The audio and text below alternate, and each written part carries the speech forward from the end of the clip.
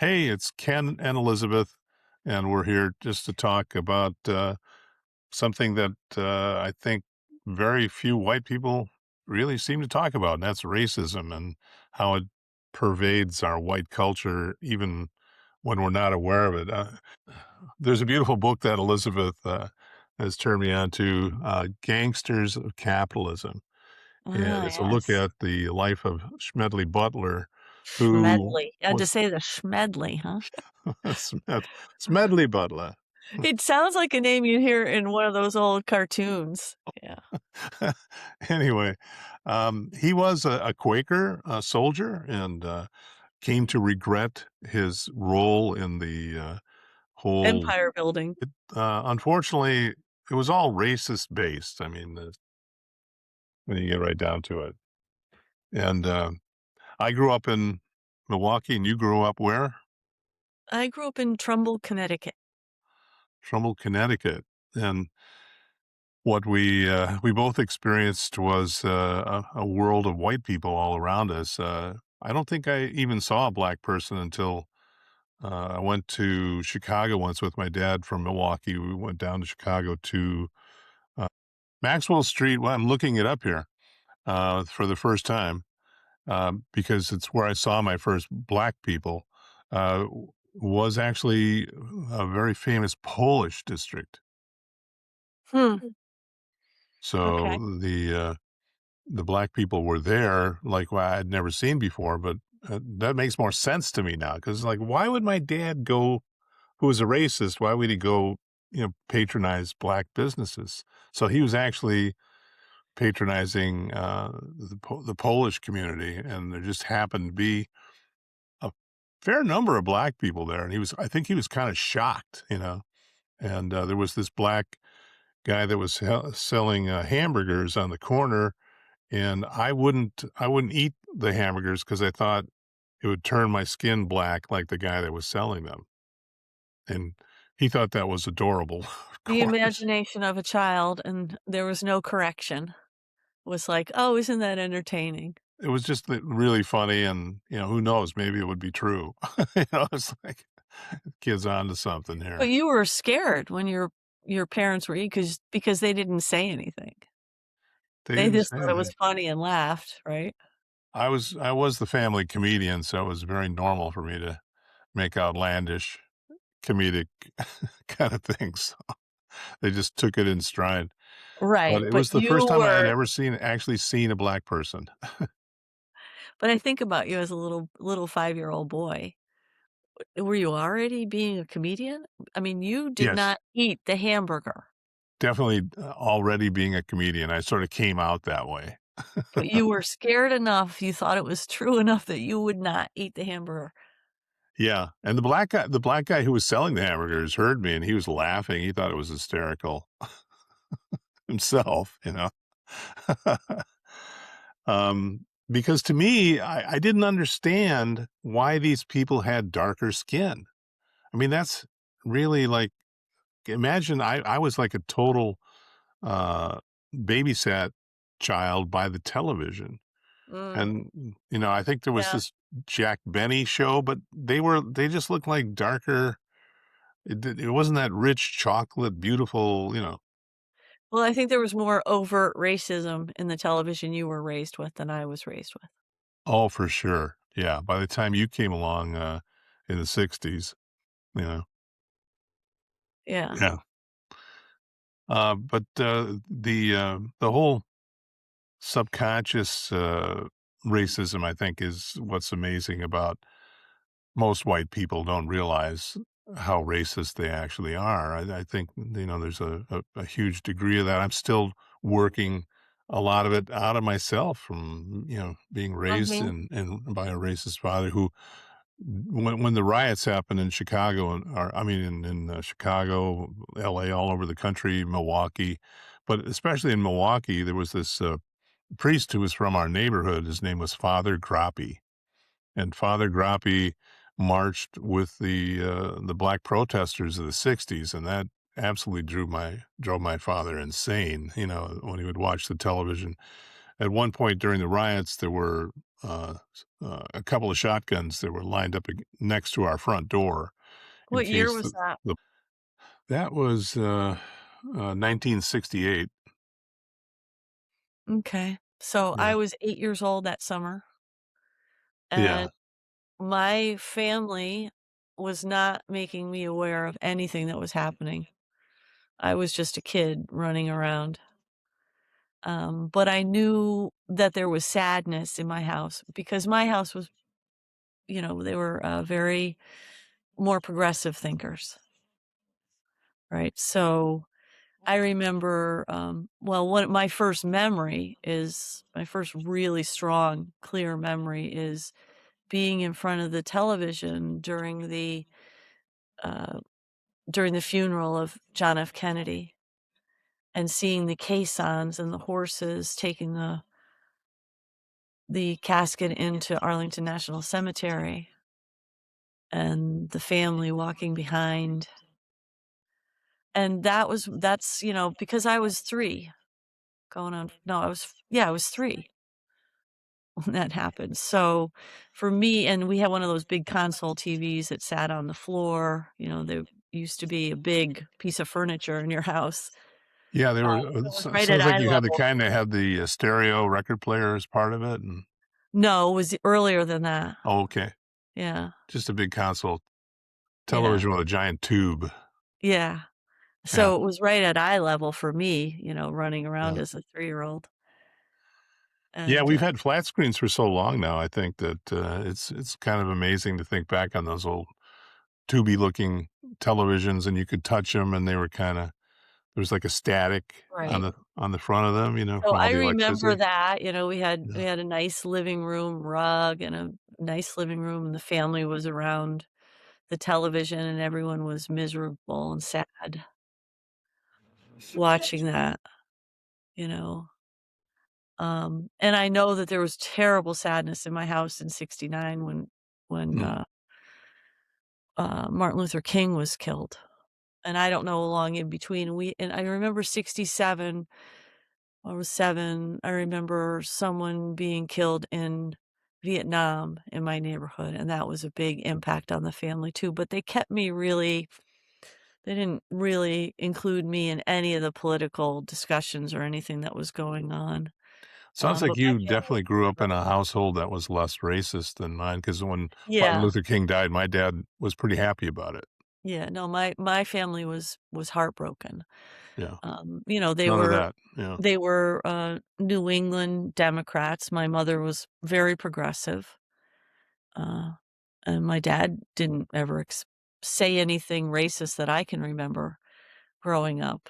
And I remember as a little girl being held by a black woman. So there was someone in my childhood that my mom had in our family circle that maybe was a babysitter or something, and I remember, really yummy feelings of being held by someone when I was a baby who was really, loving and dark Wow, skinned. what a different, yeah, experience, yeah, Then, between Upbringing was, you know, by the time I got to junior high, everybody was mixed up. My, uh shows that I like to watch were, the Mod Squad, and I listened to Sly and the Family Stone and, the Rolling Stones, and so I had the full spectrum, I listened to the band War, Cisco Kid was a friend of mine, I mean, all that kinda stuff was stuff that I heard growing up, um, funk Santana. hadn't, happened yet. Funk came later, right? No, funk was happening. Funk was happening, okay. Yeah, So you it had was that happening. too. Yeah, so and in the beginning of it, really, So Yeah. by the time that I was older, I was really listening. I mean, uh, Sly Stone was funk. George Clinton, was Later, yeah, I listened to George Clinton later, but, my musical, interests were very varied as a kid. I listened to everything from Frank Zappa to Beethoven, and I played piano, yeah. and sang, and I was always in a church choir for, decades. You were much, much more diversified in terms of your musical taste than I was. Mhm. Well, let's talk about George Clinton for a moment because that was interesting. We saw that documentary about his life, and we learned that in many ways he was like a Trump for black people, just Yeah. lying to his people, stealing But every. he was an artist, But you know, he was an artist who Trump is was an artist too. I mean, Trump is a reality star artist. Basically, I think boy, that's you're more his claim nice. to fame than being a real estate guy sometimes. You're But nice there. what's that? I said, "You're really nice being there." Well, he likes to make things gold lame and gold leaf, and he puts gold on everything, that's part he likes to pick out curtains and Yeah. marble, We're and learning more and more that he's sort of a Liberace sort of a character. I mean, he is yeah. a closeted gay man, actually, I think. I think there's a lot Yeah, to I that. mean, in the past week, the number of sexual things that he said in public about men that are Yeah. I mean, world leaders and stuff. Yeah. It's incredible. Yesterday, I couldn't get over about 3 or 4 times, I was just like, "Did he actually say at the G7, 'Oh, you shot your wad there, didn't you?'" I Shot your wad. this is Yeah. yeah, there's no artistry left there. Done. No, let's talk about George Clinton. Yeah, please. Um, We're trying to we're trying not to talk about Trump, but it's very hard because he's permeates every bit of media. yeah, he's trying to take up a lot of the media and become the focus of all attention all the time. It's just so annoying. Um, George Clinton and Parliament and Funkadelic, all those things came out of that, group of people that George Clinton put together. They were more Motown, and they weren't getting picked up Motown, and then the music started to shift, and there started to be that psychedelic edge coming in, and, they went fully with the UFO idea and the Age of Aquarius idea that there's a whole, maybe a mothership out there, He called it Afro futurism. Afrofuturism, blending sci-fi, funk, and Black liberation, P-funk mythology. Right. Anyway, we're talking about music that I liked. You know that I really liked really strange music all the way from the Mothers of Invention to Funkadelic and the whole Afrocentric futurism that George Clinton did, Yeah. with Parliament. Which Uh, was an interesting way for him to escape the reality of the racism in the world, to go off into space where it's, the void. Yeah. but like so many people of that era, cocaine was a major issue, Yeah. and it ended up, causing a lot of damage, the drugs of cocaine in that world, and George I think a lot of people understand now that probably George missed the opportunity to create an entire label and have, you know, something really big come out of it. He could have been a, funkadelic version of Motown, yeah, Right. Yeah. absolutely. He really could have been, yeah. Instead, he abused a lot of the performers, kept them, in the dark about. I mean, he had a big estate, and they were all living in poverty. It was very, very And Trumpian. he secretly signed over the royalties to the songs that they wrote that he gave them the credit so that they actually got their name on it, but then he signed the royalty he forged their names. Yeah, So, yeah, and I but guess, for I don't want me, this to be about a black guy being a shithead. I don't yeah. want this to be about that. Can we just, like, get off this fucking George Clinton thing? Please? Don't want it to be about that, because then it just fucking this is not what this is about. Okay. I hope when There's you get onto a fuckheads real everywhere. interview that you don't, go off on a tangent like this, but I didn't go off on the George Clinton tangent. You did. I did, yeah. Yeah. And And I here don't we're think trying to that talk I about don't think the that it's a positive negative. things about racism and white people, and what do we bring up? We bring up, like, this shithead story of one guy. Why? We aren't talking about the shithead things that Frank Zappa did. We aren't talking about the shithead things Mick Jagger did. We're not talking about the shithead things anybody else. Well, why don't we Those talk about those that? Do guys. you I'm not aware of the shithead things that Frank Zappa did. What are some of the Right, because he's a white guy. shithead things that Frank Zappa I did? don't know. Nobody probably wrote much about him because Uh-huh. he's a white guy, right? But I'm sure he was a shithead because everybody has both sides. You're seeing me in shithead mode, and I'm a nice person. I will treasure this recording, believe me. I mean, we're humans. We are all good and bad, black and white, negative and positive, and we're all trying to walk the line, you Mhm. know, of being a good spirit on the earth all the time, you know? So, uh, you know, why don't you tell the story about the shithead boss you had that almost shut your company down from cocaine? Now there's a super titan white guy who was one of the richest guys in Chicago and successful, and you had to protect yourself and say to your clients, "Do not pay my commission to him. Pay it separately to me." And give My him half his share. came Yeah, to me and his because you half went to couldn't him. trust him to give you Yeah, the money. This is yeah. the same thing as George Clinton.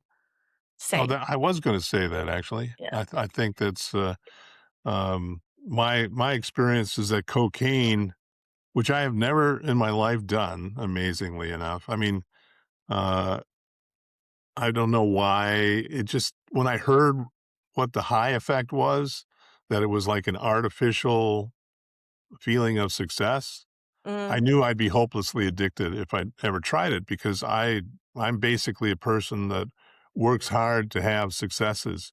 And if you could have the success without the work, I knew that it was going to be like the worst thing in the world for me. So it gives you the feeling of being successful and powerful That without. is the story on it. So you've never Yeah. done cocaine either, and you don't know. I think I tried it once, Uh-huh. at some party in my teens or 20s and Yeah. hated it and said, "I'll never do that again." Yeah. So I Well, tried to, vibe in, but, I went to one of junior high or no, high school. By the time I got to high school, there were always common areas where people are allowed to smoke because there were people who were old enough to smoke in high school at that time, right? mhm. So there was a common area where people could go smoke or hang out, and the common area in my high school, you could get anything, uppers, downers, pot, Yeah. whatever was available in high school. Well, there's rumors that Trump is an addict, of cocaine, and that would certainly fit with a lot of his uh, strange behaviors, which I saw in my boss. I mean, when I first started to work for him, he was this regular, high powered. I mean, this is the guy that leased the world's tallest building, the Sears Tower, a very high powered, highly influential guy who was building a skyscraper when he hired me. And when he started cocaine, he was not the same guy anymore. He But became, he thought he was even better than ever. but he thought he was even better than ever. Yeah. Yeah. Yeah. He believed that he was better than ever. He was Yeah. Superman. That's what I've heard people think they're like Superman. And I wasn't going to let him take advantage of me because he was going through this whole thing. I mean, I had lived through a father with addiction issues, and I knew when I was seeing serious problems and that I had to do something serious about it. It's actually what eventually would lead me to going off and starting my own company. I think I would have been with that company. I was an independent contractor, so I didn't really wanna have a company and have the responsibility Right. of 30 employees and all those things that I ended up with, Especially if you could make that, you know? you know, have Yeah. access to those clients and that kind of income. Yeah. without having to have the responsibility. That's quite incredible. But it's interesting how life, I think that one of the things that seniors like us have to offer to young people and to other seniors that are going through a lot of the similar feelings is just this long life history where we've seen firsthand so many of the things that are the problems. You know, we're going to adapt. I mean, to be Mhm. fearful of what's ahead. Uh, I think America's too fat and happy to have a civil war. All those fears about, guys running Yes. around with their AR-15s and beginning to shoot up the world. I think those are so overblown. I mean, we're, we're a family that, has always loved guns, the Sheets family. And you're military, so, guns are not foreign to us, but, we're not afraid of them either. We've been around them, and it really comes down to, the people who are having the guns. And Trump has already tried to send American troops into US cities, and the morale problems that that created Yeah, for him, they don't wanna do that. boom, that That's not was the American way. yeah, The US military does not attack its own people. But, we've been through in our now because we're in this age where, everyone lives, 2 or 3 lifetimes now. When you go look back 100 or 150 years ago, people were dead by the time they were 45 or 50, yeah, yeah. And now people are living these really long lives, and they're having multiple experiences, but in our case, you were through the riots and all of the things of the '60s. I was through it, but I didn't know how bad it was, right? And then I went through, the gas crisis in the '70s, and it's been one thing after another of crisis after crisis. And now with the perspective that we have looking back, we're like, "Oh my god, look at how our entire economic lives have been manipulated from the beginning of our lives so that we could Yeah. never really get ahead." There's always one crisis after another, and these crises are ways for uh, economic powers to skim or make giant sweeps of the people's wealth and hoard, and so the economic controllers, the ones who are the people who always had the most money and the most power, they're not going to give that up, and they create a shade around themselves so that you can't really see what's going on. But, after how many times we've been through this, it's like these motherfuckers are doing it again. But this And time, they're because doing Trump it is as big as so they did in the Great Depression. yeah. Yeah. Trump is so inept and so unable to control his mouth, and he tweets and he blabs all the time that everybody knows the story. It's all in our face what they're doing to rob us. He's doing it out in the open now. And because our Constitution has always been set up based on norms and traditions and civility, and these things were practiced by the people who came into leadership. They tried to do a veneer of norms and stay with the traditions and give the people the things that, make them feel like everything's the same and it's continuous and it's all good. And he's like, Fuck that. Everything's about me and what I want in the moment."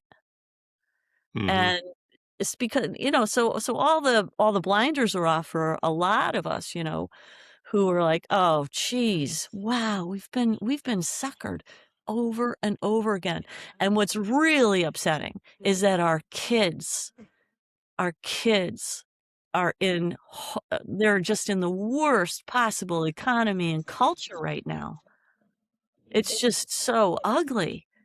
The economy and the culture that these kids are being forced to survive. This is not great. This is horrible for them, Yeah. I have a 31-year-old and, she knew by the time that she was in 3rd grade what STDs were, because come to find out how many kids were getting STDs because they were being abused, right? STDs were a problem. Many kids were turning up with them, and so kids were being educated on STDs in elementary school in Reno, Nevada, where she was at that time. 4th grade, I guess it was, something like that, 4th or 5th grade. So, that changes a whole generation's view towards sex, doesn't it? It's Yeah, immediately it would make scary. sex You a could very die from scary AIDS. thing, yeah. You could die from AIDS, you know? So and then economically and educationally, it's very difficult for her generation. I mean, I personally as a woman, even though I was born in '60 and I had many of the benefits of feminism and Roe v. Wade and many things that allowed me to have equality, so that by the time I was 18, I could have a bank account. But it was just few years before that where you couldn't, right? But by the time I was 18, I could have a bank account, which meant that I could have money deposited into my own account from a job, and then I could take that money and I could buy things. That was new, for my generation, but I just took it for granted. I thought that was normal. Mhm. I thought, mixed race couples were normal. I thought all these things were normal. Well, then after Obama got elected, I realized, "Oh, the racists, they're not gonna take this. They're they're not gonna take this." And it's been an attack on our country ever since, so that we would never have another black president or a woman. Yeah, well, that's why it was so much fun to watch the, Obama presidential library opening up ceremony that was on yesterday, and they had such great performers. Unbelievable. You Hasn't this compare been a that to the week? UFC situation, Yeah. it's like night and day. Well, we've We had actually such did a post peaks on and it, valleys. that if you wanna go look at it, it's up on Substack, called "A Tale of Two Boomers," A because, tale of two uh, boomers. Obama would be a later boomer like you, and I'm more like the early boomer because 'cause we're 8 years apart. So I'm closer to Trump in terms of my, you know, upbringing than I am to you. It seems like there Right, was a and I'm huge yeah, cultural shift that Obama's began. 4 years younger than I am. Right. But this has been what, a week, right? Actually I mean, 2 the actually peak. 2, he was born in 1962. Just Oh, he's 2 2 years years. younger than you, yeah. But 64 is the edge of the boomer, uh, distinction. It goes from 1944 to 1964, 20 years. Mhm. Yeah.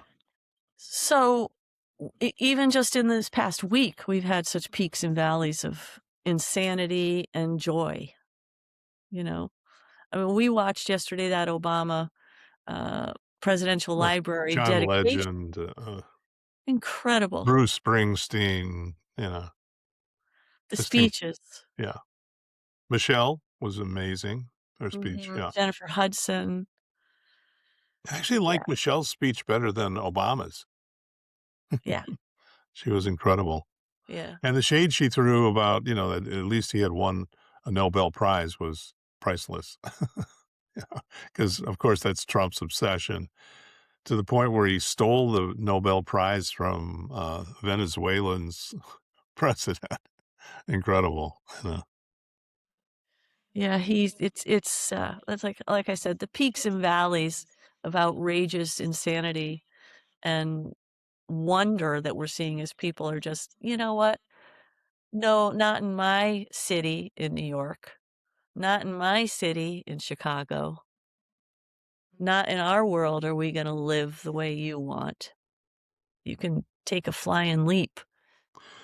Yeah, and, just how far the right has to go to try to provoke the black people into some sort of a civil, you know, war where they can start shooting them and everything. It's just not happening. They're just like This is the way Because it's always been. It's the way it's gonna be for probably a long time, and, Mhm, yeah, yeah. fuck off. My black friends have they kind of, smirk when you talk to them and say, "It's not any different than it's ever been. You are just noticing now because of Yeah, ICE and because Trump is putting the racism in everyone's faces, and we have Stephen Miller mhm. running rampant, and we have had to deal with people like Bongino and Homan, and, I mean, these people are I such recently interviewed Antonio Charity, who you can Neanderthals. find on the channel here, and it was interesting because Antonio had exactly that same perspective and talked strongly about the, uh, terrible racism that exists still in the evangelical community, and that their precepts of Jesus have been completely forgotten. And it's interesting for white people like us who are thinking a lot of this stuff is new. I Right, mean, he said the same thing to me that Arthine, your friend from the military, said to you. Yeah. right, No, and every time you read another thing in Smedley Butler, you say, "It's always been like this in that's this what's great about that book. anti-capitalism book." Yeah. I mean, I really highly recommend it. I'm about halfway through it only, and I've gotten so much out of it. Where you see how America went from the Civil War and then the Indian Wars, where they wiped out the Native American people, off into this empire building. They just kept going with this racism. Racist fueled hubris, that just went out into the world, and it's still out there to this day. And I think that Trump met his match with his racism, met its match with the Iranian people. A race that's existed for thousands of years These are through people assholes who like Trump. their culture is, 5,000 years old, and Yeah. they've been in that place, in that culture for that long. So I also wanted to mention that, recently I discovered Monty Motor, who's doing amazing work talking about, she was raised in the evangelical church. She's, got a very high IQ. She was identified as a child to become one of their leaders. They said, "Oh, look, we have someone we can groom and make a great trad wife leader out there and for the evangelical movement." So, um, that didn't work out for them. The more that she read the Bible and saw how they were living, the more she was like, no, that's not Jesus." Um, but it was interesting to learn that the Southern Baptist Convention, I guess, was created because the missionary churches wouldn't allow slave owners to become missionaries. They said, "If you're owning Mm. slaves, then you can't be living in the Christian way, so Wow. we're not gonna let you become a missionary." So they said, "Fine, no problem. We'll just create our own church system called the Southern Baptist Convention, and we'll let all the slave owners be missionaries, and we'll spread that consciousness."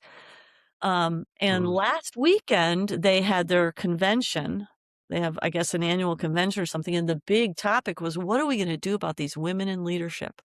Well, I think we're just going to vote any church that allows a woman in leadership, they're gonna be kicked out of the Southern Baptist Convention. So, a bunch of churches apparently are gonna be kicked out because they're not gonna give up their female leadership, Mhm. and a bunch of churches are gonna lock down even tighter on the women. Oh my goodness. Yeah. Yeah, last weekend. So, it's a war on women and, anyone brown of any type. That's And their God help you if you're a black woman. Yeah. Yeah, that's why the black and brown women get the worst of it Yeah. all. And that's why at this time, the black and brown women are saying, "White people, this is your job this time. We're gonna live our lives. We're gonna cloister ourselves in our communities. We are going to create our own bubbles of success and joy and protection for ourselves, but we're not gonna be out there fighting these guys." If you're really sick of this, you gotta do something about it Mhm. because 'cause we've been living with it for centuries. Yeah. Well, I think it was the multiracial aspect of Obama's, event too that was beautiful. I mean, you could see the crowds, people were a mixture of all the races. It was pretty much in the demographics, in fact, of how it really is. I mean, we're Mhm. still, what, a little bit over 50%, the white people of America, and then So you've got all the other races, and they were all there. And, that's one of the things about Chicago, the racism, I'm sure I was missing out on a lot of it that was there, but I never felt like, uh, the racism because let's face it, almost everybody I worked with was white, I mean, the racism had to be there. There was one commercial real estate broker named Virgil Pulliam, just a beautiful name. I can remember it, and he was the only black real estate broker in the commercial markets, the only one. And, he, uh, he came off to me like a Republican, like a Tim Scott or something, I'm sure he was. mhm. I just was swimming in all this white privilege, and you're just in the middle of it, and you don't even, see it. Now, of course, my Well, and most we famous. don't realize, though, that so many of our laws and our economic systems were based on, Yeah, property, and the yeah, property that it was all based on was human beings. yeah. Well, I wanna get back to, how did I, escape, having a racist father? A lot of it was fortune. I mean, I probably would be a racist today if I had not have been, trying to be a Milwaukee lifeguard. And, I was low in the testing, so low that I was assigned a black swimming pool called Carver Swimming Pool. And, Kinda testing, like, your swimming testing or yeah, whatever? Yeah. yeah, you had speed, and then you had endurance and all those things, and I passed, but I was not high in the rankings, and, it was a highly coveted job to be a Milwaukee lifeguard. The Milwaukee Lifeguard Corps was almost like, you know, it had fantasies about being the military. We wore military pit helmets that were painted white. You know, and we had these cute little uniforms, that we all of our lifeguards, we had like this red symbol with tank tops and, we were all tan and muscular and all that kind of stuff. But, you know, I was recruited and there was a bunch of other white guys and we were all there. All of a sudden we're like, we have to go out and be a lifeguard in a black swimming pool. It was like we were like the cops, I mean, there was only one black, in our whole group that, worked at Carver Pool, and his name was John White, interestingly enough, and John White, was a light-skinned black who rose to being the head lifeguard of Carver Pool, and, I just remember looking out over the sea of black children, they're all splashing in the water and everything, and hearing my father's voice that black people are animals, and I'm looking over these kids, and at first, to me, I kind of felt that vibration, they're talking in this slang that I can't even understand, and it was so disturbing. And this was just after Martin Luther King had been assassinated, and Oh, one of the gee. lifeguards took a brick to the back of his head, and fell into the swimming pool because the kids had thrown a brick at him. And so all this time I'm up there, I'm like looking around for brick throwers and, you know, what an experience. But then as I'm going home, and I had to ride a bike, I didn't have a car yet, uh, I'm confronted by a gang of black kids who knew I was one of the lifeguards from the pool, and, I'm like, "Man, this could be the end of my life right here," because they were, like, really, really angry, "Go home, lifeguard, you don't belong here," and I'm like, "I'm just trying to make a summer living here," I'm just trying to,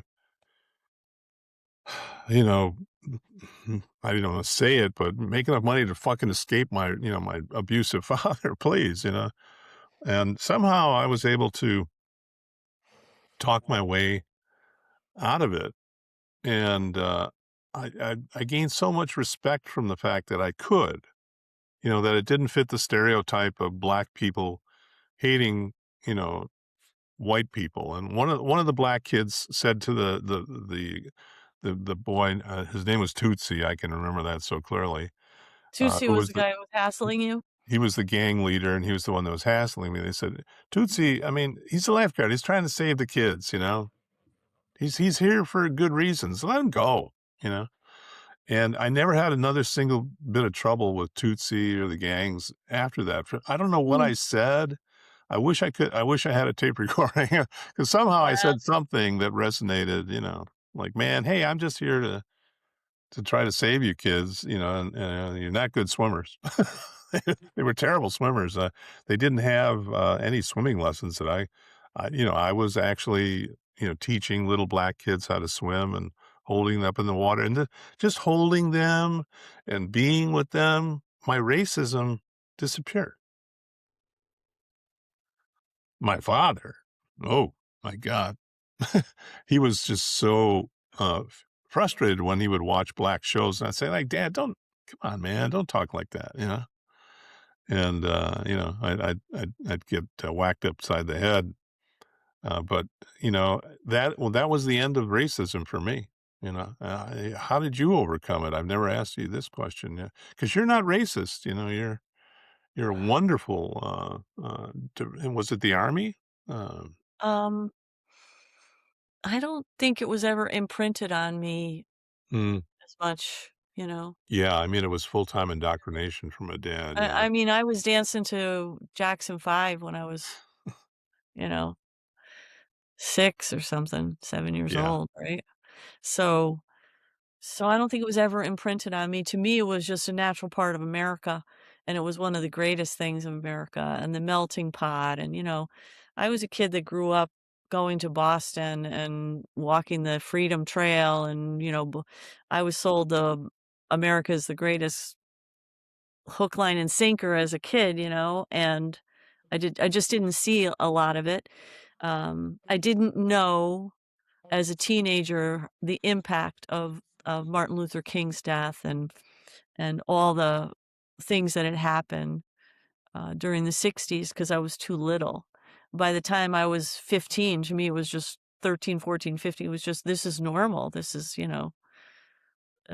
it's a mixed race world, and it's really cool and fun, and it's So when your parents would see black people on television, they were it sounds like your household was sad when Martin Luther King died. For my yeah. dad, it was the celebration. My household Uh, was in shock.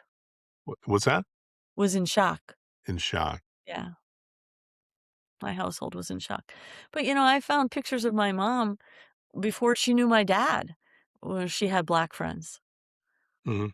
and she married my dad in the '40s. So, my mom in her 20s, her teens and 20s had black friends, I guess, Well, you can be already. proud of that. That's really special.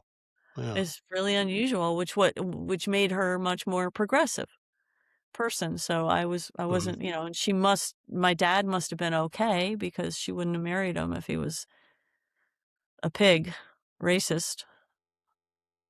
Yeah. So, Yeah. Well, he was military too. I mean, you take after your father as far as my dad is military very service. interesting, a couple of years ago, as people got more and more upset about what Trump was doing, um, this meme came out on Facebook that I started to see everywhere, and it's a picture of a bunch of guys in front of a plane, World War II or pre-World War II, and the top of it says, "Our fathers fought fascists," and the bottom says, "They didn't vote for it." And then my dad is the he's basically the leader of that group. He's up on the top left, because he was in the Army Air Corps in the '30s. He was, Well, my dad was a drill sergeant, and he used to tell stories about having to train the gooks to fight in South Korea. I mean, he was a drill yeah. sergeant training. Can you imagine these poor South Korean troops having to be trained by this racist drill sergeant that was my dad? Mhm. Incredible. You know what? I think what I didn't realize because so much of the awakening of the '60s, which you were born into, for me it was like, wow, everything's changing. Was this beginning to see more and more black entertainers, more and more black athletes, and for my father, it actually drove him off the deep end when it would happen. I Might have been remember part it of his be drinking problem for all we know, Yeah, you maybe. know, I because mean, he I felt remember growing up, Kareem Abdul-Jabbar was big, yeah, Muhammad Ali and was he's from big. Milwaukee, Kareem Abdul-Jabbar, yeah. There are a lot of I'm trying to remember who else, but yeah, there Michael Jackson, the Jackson 5 was big. So, there were already lots of, James Brown, there were already lots of big, leaders, Harry Oh, Ray Belafonte, Charles and yeah, Ray Charles, it's right? And incredible, yeah. I said they're so talented sometimes I think especially what we saw with, I mean, Trump can only get Kid Rock, and and Obama has all these people from the full yeah, spectrum, white and black artists, coming, to his event, was timing-wise couldn't be better, especially after that asshole from the UFC, said that terrible yeah, thing I'm not even gonna repeat it, said that yeah, terrible thing about Michelle Obama. I yeah. mean, how What more disgusting, for that's their champion. Yeah. But I just wanna finish one thought about my father. Um, the one strangely good thing that I can take away from looking at Smedley Butler Medley. in the book, and what I've learned how the racism has been so baked into not just the South, but to the North, unconsciously and sometimes consciously, like in the case of my father. He wasn't that unusual, you know? I mean, he was a man of his time. I thought he was some kind of an evil, uh, bastard because he was such a bastard to us that I just thought, it was part of his evilness, but really his racism was just part of his upbringing. Mhm. You know? Interesting Yeah, way I that think it's part releases something in me. How do you think, racism evolved in the first place since it has to be taught? That's not natural. How did it first, uh, kind of emerge, I guess? I guess it was just capitalistic, it was advantageous to it's a power divide game. people. It's a power game, Power game, yeah. right? And in this country, it became very useful here, obviously, because if you wanted a slave class and the slavers wanted a slave class, and how do you separate them? Well, it's easy. Just everybody who's that color is a slave, and everybody who is that color isn't. Yeah. And that's what they set up here. Well, I guess my biggest fear right now, is that young people are being so programmed, that this racism that Trump represents is, is being brought back. When he says "Make America Great Again," he really means "Make America Racist Again." Wouldn't you agree? Yes, and this serves an elite group, right? It serves an elite group who want to economically control everyone.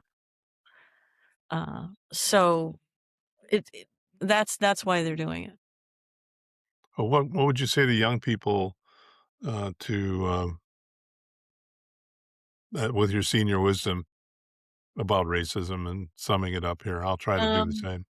I think that there's a lot of young people who were not raised racist, and they don't get it either. Um, Uh, and there's a lot of them that see that it's a power game and that they can use it to get power.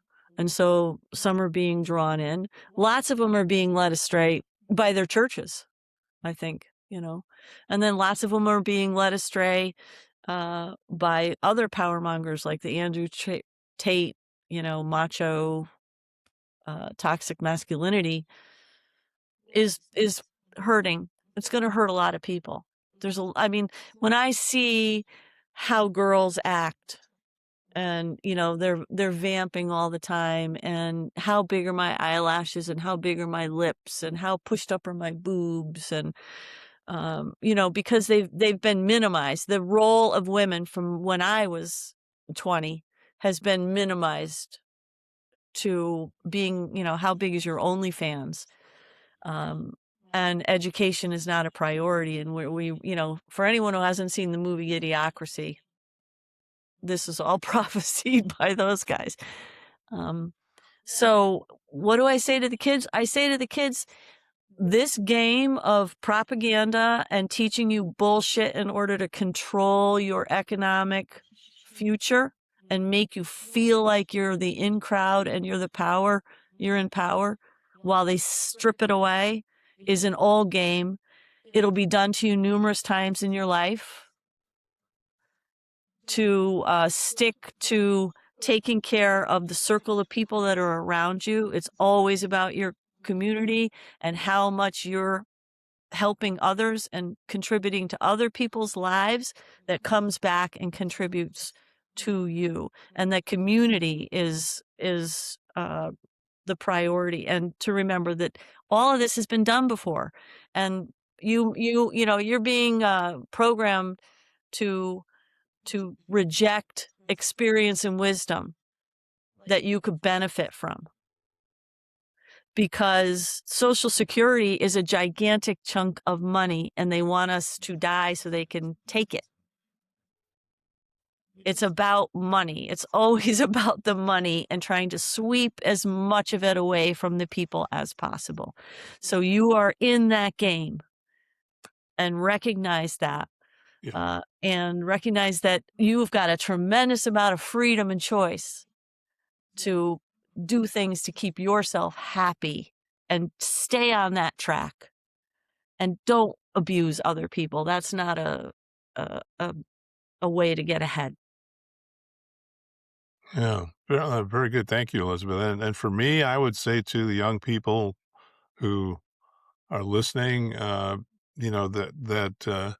just realize, as we talked about from gangsters of capitalism, that racism has always been a part of America. This is not a new thing. It's something that we have been overcoming and that we are being sent back to a time where racism is used to divide our power. It's not, you know, just look at the musicians from the UFC versus the Barack Obama celebration. White people are not superior. I mean, we're equals. That was a mixture of white people and black people performing side by side for the Obama thing, and together they made an amazing performance that entertained an entire audience instead of just a single Mhm, specific white demographic.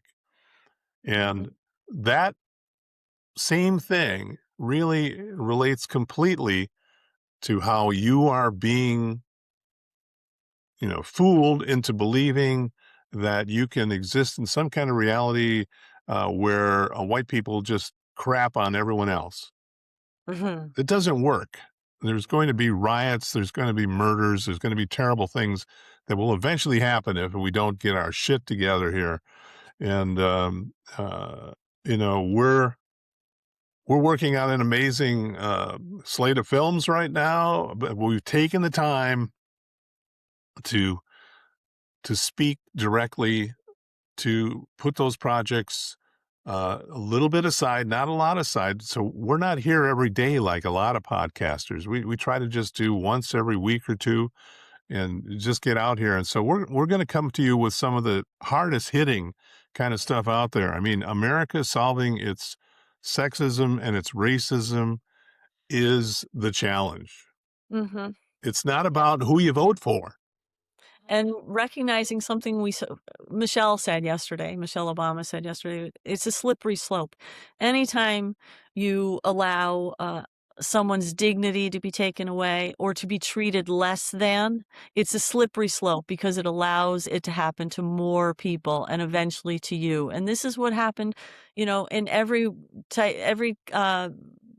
of government where they try to divide people up and have them, you get more and you get less. It never works out because it ends up being a slippery slope and everyone loses.